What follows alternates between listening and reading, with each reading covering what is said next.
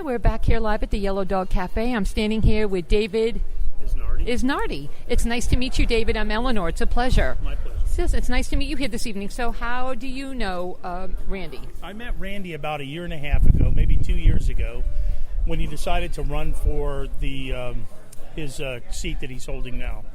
And the reason I met him is kind of unique. Is my boss at the time was Andy Anderson, county commissioner, and I was his chief of staff. He was considering on running for that same seat.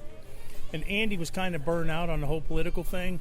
So we said, well, if we can't find somebody that's more like-minded like us, then we'll run. But if we can't, and then the next guy we were introduced to was a guy by the name of Randy Fine, and the rest is history. We got behind him. A whole bunch of us got behind him, and he got elected in a landslide. Hey, he sure did. It was a definite landslide. Sure. I love the work that he's done for the community, for Brevard County. So far, yep. Do you see anything that can use improvement for Brevard County? Absolutely. We need to concentrate our efforts on road and infrastructures. The feel-good measures that we're doing on the peripheral ends of what we have done in the past, it's good to do.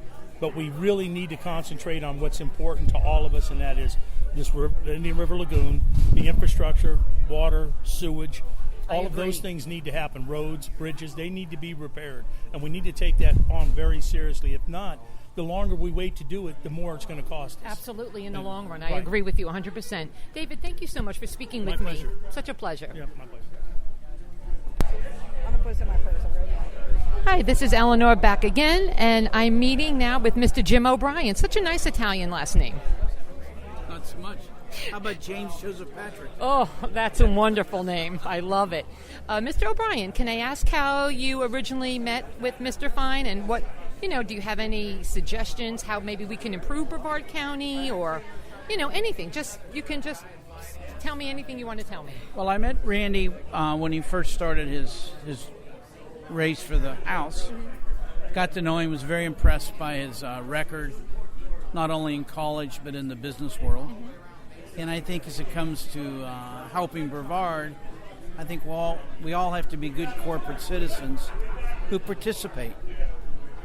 Giving money's fine, but participating is key.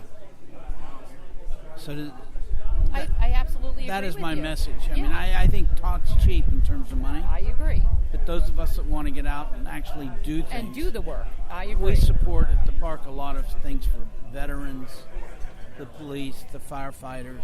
He's done tremendous work education-wise. And Oh, I'm a former teacher, so. Oh, really? Yes.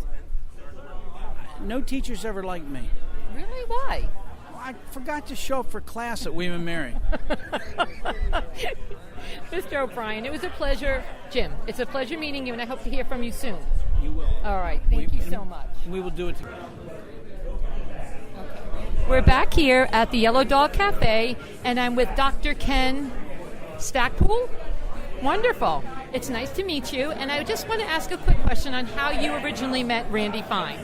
Just through the normal political process during his campaign. I went to a few of his rallies, and I'm a member of Business Voice in Brevard.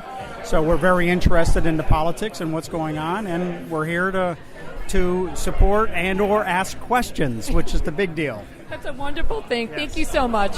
Ken, I appreciate it. Thank you, sir. Very much. Hi again, this is Eleanor, back with Eleanor's Elite Radio, and we're here standing with Jason Steele. Jason, it's so nice to see you again, dear. Well, it's great to be here, and it's great to see you also. Thank you so much. So tell me, how did you first meet Randy, or how are you acquainted with him? Well, I'm always looking for good people to be involved in political office, and Randy Fine lives up to his last name. He's a fine guy. He's a great businessman.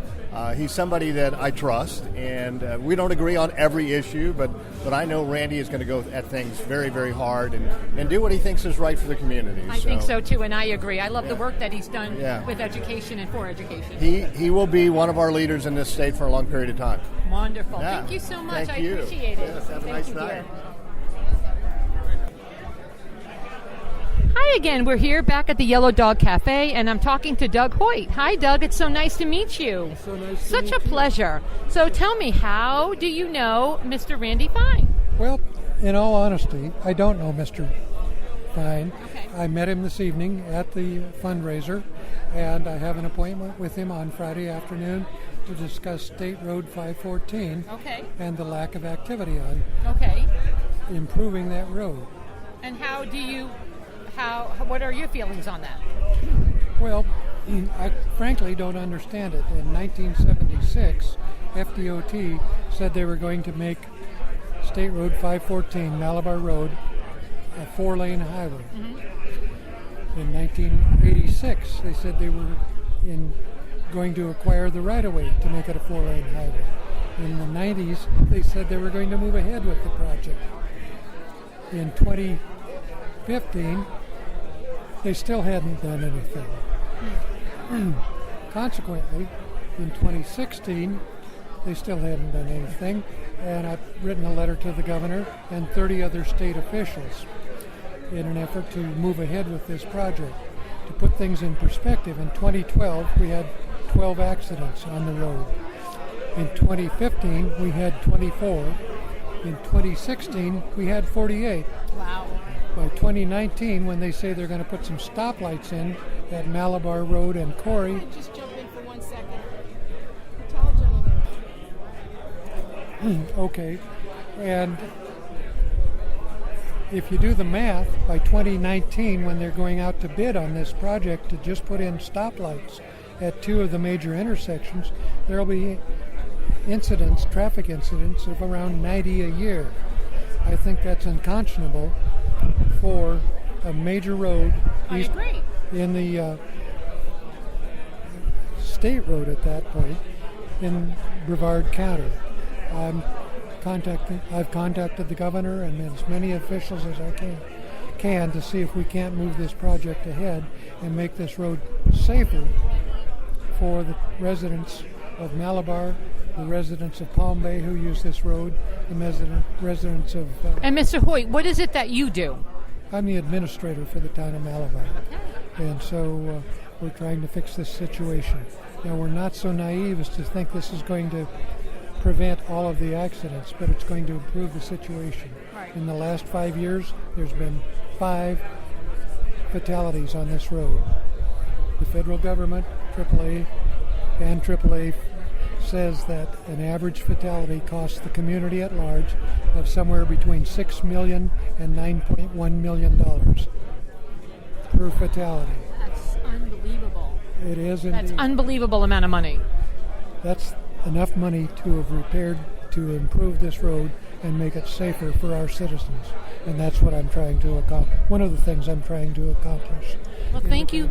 I thank you so much for giving me your time. I really appreciate it, sir. And now go talk to your friend over there.